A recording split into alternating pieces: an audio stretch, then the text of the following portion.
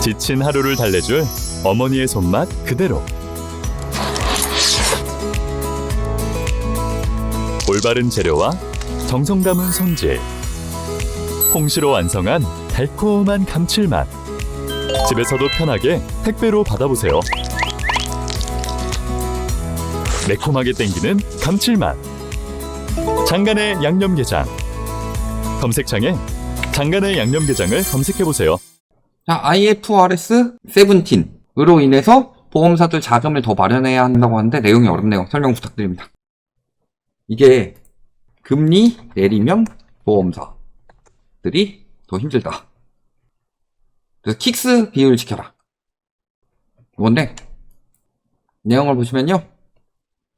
B컷을 단행하면서 한국은행의 기준금리 인하 가능성이 높아지는데 기준금리 인하하면 무조건 좋냐. 그게 아니라 보험업계가 새 국제회계 기준을 도입 이후 처음으로 금리 인하를 맞게 되는데 이게 보험사의 지급 여력, 즉 아까 이야기했던 킥스가 그겁니다. 지급 여력 비율이 떨어지고 있는 상황에서 금리 인하를 하게 되면 더 떨어지게 될 상황이다. 그게 어떤 기준이 적용이 되냐면요. 부채평가의 기준이 변경되기 때문이다. 그래서 원래 자산은 그 보험사의 자산은 그 금리의 영향에 따라서 움직일 수 있게 만들었고 그 전에 적용 전까지는 부채 같은 경우는 부채 가치는 거의 뭐 살 때 매입 기준으로 고정이 되어 있었던 건데 이게 그 새 회계제도가 도입하면서 자산뿐만이 아니라 부채까지도 시장 금리에 따른 시가로 평가하게 만들었기 때문이다. 자, 그러면은 우리 부채예요. 부채는 무슨 권리죠? 우리가 부채에 대해서 자산 용어로 좀 정리해서 표현하자면 보통 채권이라고 부르죠. 부채도 채권이다. 그러면은 채권 가치가 어떨 때 올라가죠? 금리가 내려갈 때 채권 가치가 올라가죠. 즉, 금리가 내려간다는 것은 채권 가치가 올라간다는 뜻이다. 그러면은 채권 가치가 올라간다는 소리는 부채의 가치도 올라간다는 소리죠. 즉, 부채가 늘어난다. 금리만 내려갔음에도 불구하고. 역시 자산 역시도 마찬가지죠. 금리가 내려가니까 자산 가치도 올라가게 되는 상황이 되는 건데 자산이 요만큼 올라간다면 부채는 이만큼 올라가기 때문에 금리 인하에 따른 자산 상승분보다 부채 상승분이 더 높기 때문에 건전성이 악화가 되는 거죠. 그래서 자산이 늘어나지만 부채가 더 많이 늘어나게 되면은 당연히 지급 여력 비율은 떨어질 수밖에 없죠. 그러니까 지금 채권을 발행을 하는 거다. 채권을 발행하는 이유는 돈이 더 필요하기 때문이죠. 돈이 더 필요한 이유. 그러니까 예를 들어 최근에 제가 얼마 전에 또 그 허그 이야기도 했잖아요. 허그가 돈이 없으니까 채권 발행 엄청나게 늘렸다. 근데 보험사는 저 킥스만 문제가 아니죠. 금리 인하해가지고 지금 여력 비율은 떨어지는데 그 외적인 문제들도 많죠. 보험사도 PF 문제는 피해갈 수가 없는 거고. 그래서 지금 보험사별 킥스 비율은 예를 들어 기준금리가 1%포인트 하락하면은 생보사 킥스 비율이 25%포인트, 손보사 그 킥스 비율이 30%포인트 낮아질 건데 이게 얼마 이상 돼야 된다고 그랬어요? 150% 이상 유지하도록 권고를 하고 있는데 KDB생명, 그 다음에 뭐 하나손해보험, MG손해보험 이런 데가 지금 킥스 비율이 굉장히 낮죠.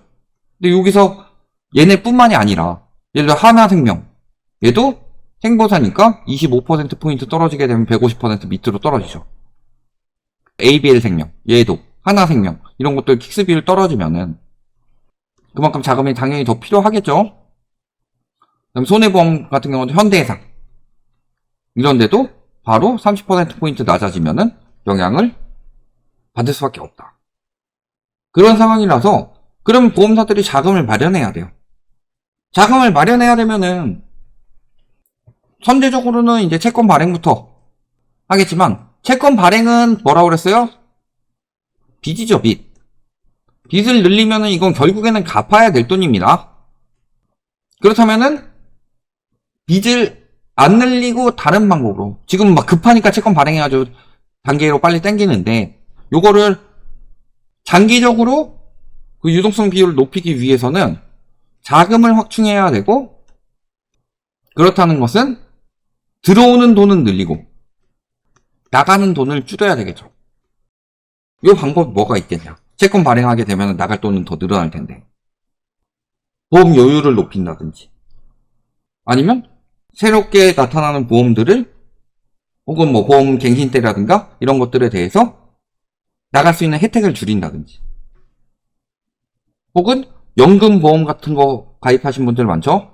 연금보험 같은 경우에는 수익률을 조정을 한다든지, 이런 여러가지 영향들의 여파로 나올 수가 있겠죠.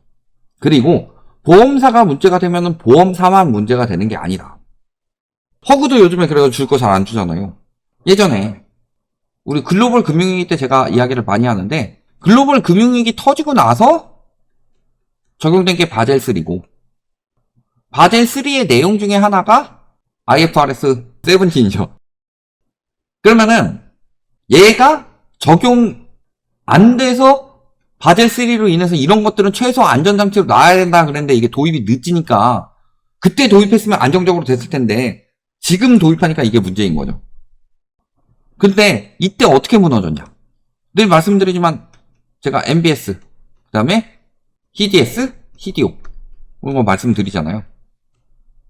결국에는 묶어서 자금 뻥튀기 하고, 요게 이제 프라임 등급이랑 서브 프라임 등급 묶어가지고 자금 뻥튀기 하고, 이 CDS가 보험의 역할을 한 거죠.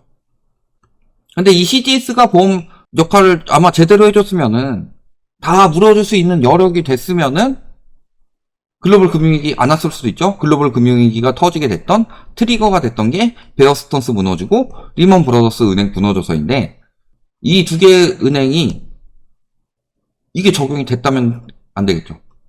근데 여기가 무너졌기 때문에 그렇게 된 거죠. 그러니까 지금 우리나라는 지금 보증 서고 있는 곳들이 위험해지고 있다는 소리예요. 보험사든 PF 문제랑, 그 다음에 저기 IFRS 요 부분에 대해서는 예전에 2019년 이때부터 얘 도입되면 굉장히 보험사들 위험해질 거다 경고 계속 나왔었던 부분이고요. 그 다음에 예를 들어 보증사, 대표적으로 뭐 허그나 이런 것들도 지금 다 지금 대위 변제 등 문제 생기고 있죠. 허그 지금 추세면은 올해부터 저기 대위 변제 지급 안 됩니다. 지금 또 법을 바꿔야 되는 상황이에요. 보증보험 안 되는 상황이 되고 있어요. 근데 얘 보증할 것들은 늘리고 있죠. 진짜 한국판 빅쇼트가 오고 있어요. MB 정부까진 그렇다 치더라도 박근혜 정부 때부터, 문재인 정부 때부터, 윤석열 정부 때까지 점점 더 미뤄졌던 바젤3 적용이, 지금 우리나라는 부채 충격이 크기 때문에 지금 적용하면 이 충격이 터진다라고 생각해서 밀었더니, 그 틈을 타고서 부채를 잔뜩 늘려버리니까 문제가 된 거잖아요. 그러니까 우리나라는 지금 일본 그 버블 때랑 미국 버블 때 안 좋은 것들 짬뽕해가지고 묶었잖아요. PF도 막 97%씩 받고. 그때 그 미국의 심리처럼 돈 번다 그냥. 도구나 카우나 다 빌려줘도 돈 번다.